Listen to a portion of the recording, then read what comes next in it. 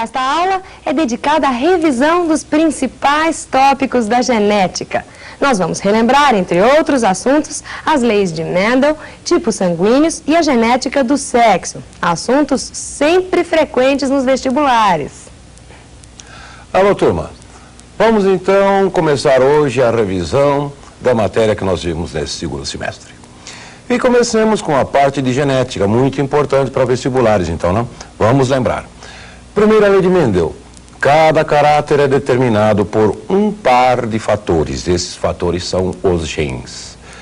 Esses fatores vão separar-se na formação dos gametas. Todos os gametas vão possuir a mesma possibilidade, a mesma probabilidade de fecundação. Isso é, se for um gameta masculino, a mesma probabilidade de fecundar um gameta feminino.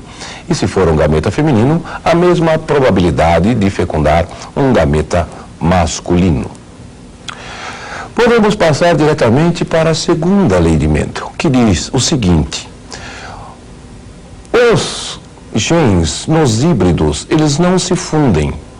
Eles vão independentemente segregar para os gametas que esse indivíduo produz. E quantos indivíduos esse indivíduo produzirá? Quantos tipos de gametas diferentes? Eles serão produzidos em todas as probabilidades de encontros de genes e sempre nas mesmas proporções.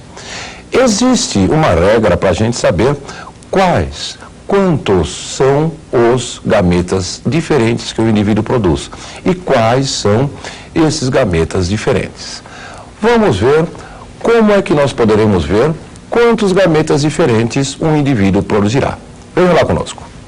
O número de gametas diferentes que o indivíduo produz vai ser o resultado de 2 elevado a n, onde esse n é o número de pares de genes híbridos, os pares híbridos de genes. Por exemplo, nesse caso, um indivíduo azão, azinho, bezão, bezinho, cezão, cezinho, ele vai ter 8 gametas diferentes. Por quê? 2 elevado a n. Aqui nós temos um par híbrido, 2 pares híbridos e 3 pares híbridos. N vai ser 3. 2 ao cubo, 8 gametas diferentes. Nesse segundo caso, vejam, um indivíduo azão, azinho, bezão, bezinho, cezão, cezão e dezão, dezinho. Também eu tenho 3 pares híbridos. Logo, 2 elevado à terceira, 8 gametas diferentes. Porém, se eu quiser saber não quantos gametas diferentes o indivíduo irá formar, mas quais os gametas que esse indivíduo irá formar, nós iremos usar o que nós chamamos de regra da árvore.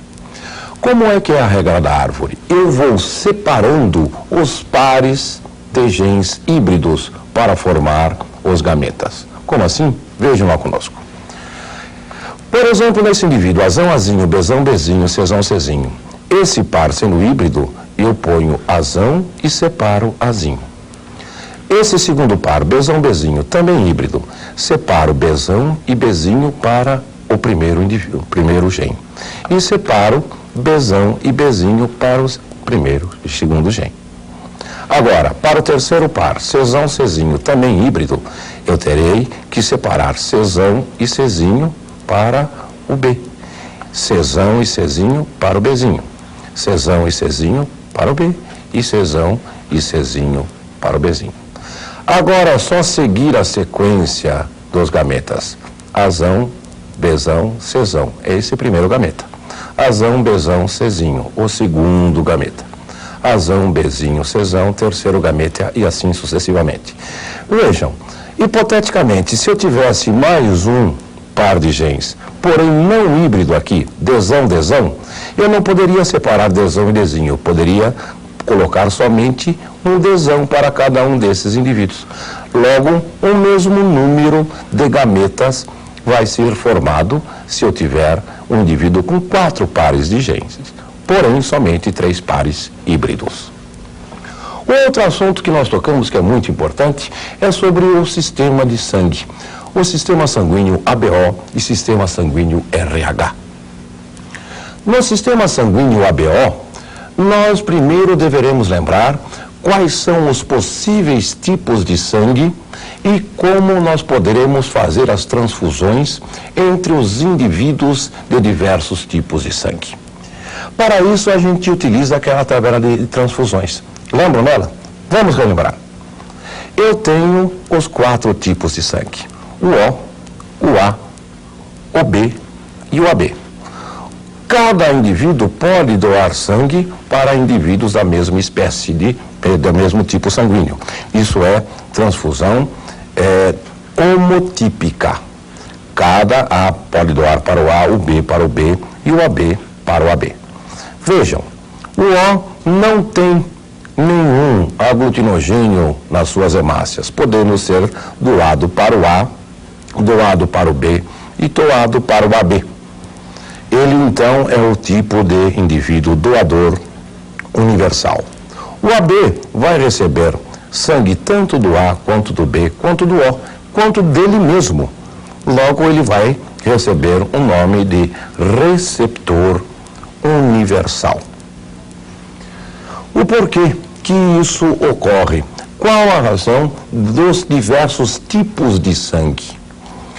A genética do sistema ABO é simples. Temos 3 tipos de genes que podem ser combinados 2 a 2. Vejamos aqui. O gene IA vai fazer o indivíduo ser do sangue tipo A.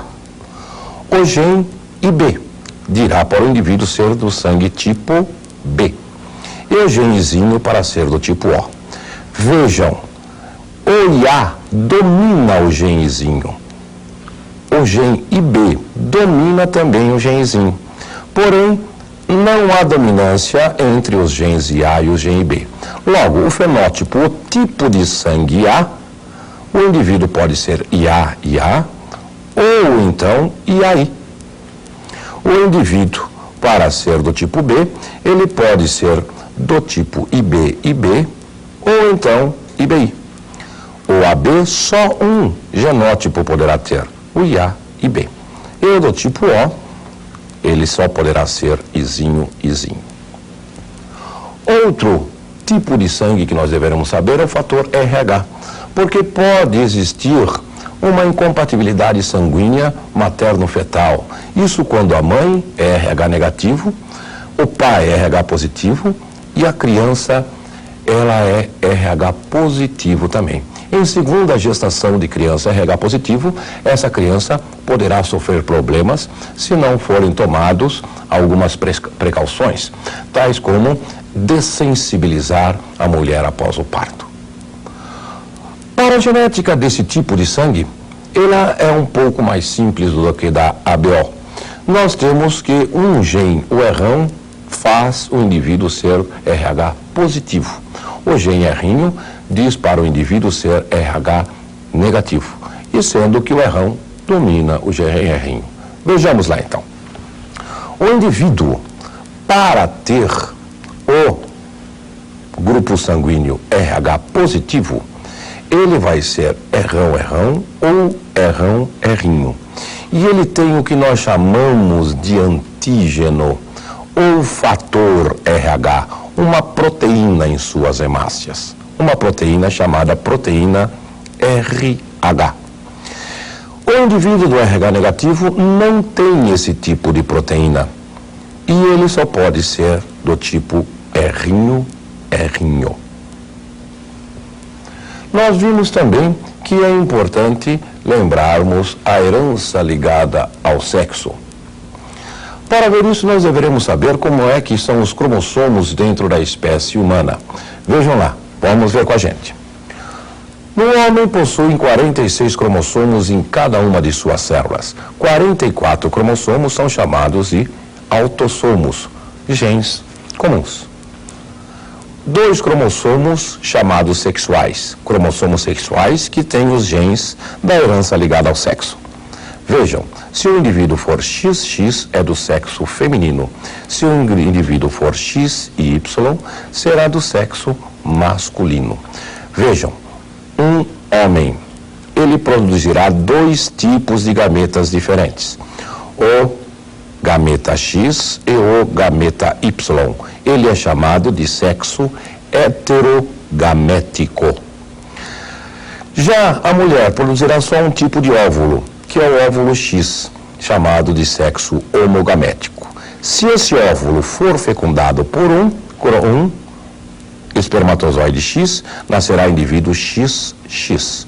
Se esse óvulo for fecundado por um espermatozoide Y, ele será XY, sexo masculino. 50% de chance de nascer menina, e 50% de chance de nascer menino. Vejam, devemos saber quais as heranças ligadas ao sexo e quais os fenótipos diferentes. Vamos lá ver então no nosso resumo. Vejamos. Para o daltonismo, se a mulher for homozigota, ela é normal. Se ela for heterozigota, ela é normal, porém portadora. Para ela ser daltônica, ela tem que ter os dois genes recessivos. Agora, o homem, se ele tiver um gene Dzão, ele será normal.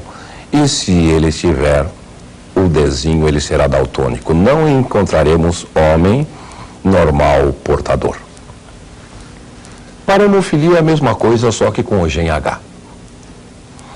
Outro tipo de coisa nós poderemos saber dentro da herança do sexo. Cada cromossomo X do indivíduo, um deles se desespiraliza e o outro não desespiraliza, ficando visível na interface. Tivemos então o corpúsculo de Barr. Vejam conosco.